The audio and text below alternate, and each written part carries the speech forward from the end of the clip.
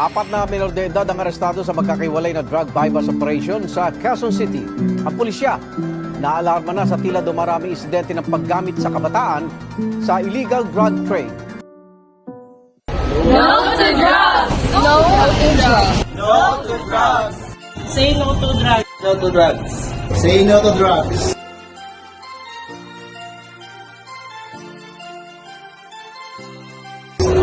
Mga kamatanunan karon, ako nga sa inyo nga yung pagpapasulod ng utanga, yung madruga, kaya gusto rin makakaroon sa inyong kinabuhi, sa inyong pag-eskwela. Inaot punta nga sa inyong pag-eskwela karon, makaruman.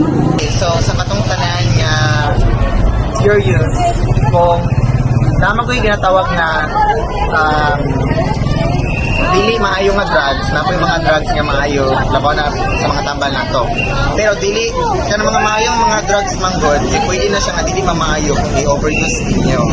So, kung makadungog man mo na alamak magiging sa drugs, no, if you're curious, it's better na lang to search or do some research, pero ayaw na siya i-try, kaya dili yun siya maayo. And for those na nag-suffer under the influence sa drugs, no, it's not the end for you guys. No, napamoy future, dili yun lang siya mahuman, kaya tungod lang nagamit. Kung tambang sa mga kamatulungan karon, say no to drugs para sa hayag na kaugma. Huwag mo akong sumugan, masisira ang buhay niyo. Say no to drugs! Say no to drugs! Say no to illegal drugs! Undangin ang droga! Ayawan, huwag tularan!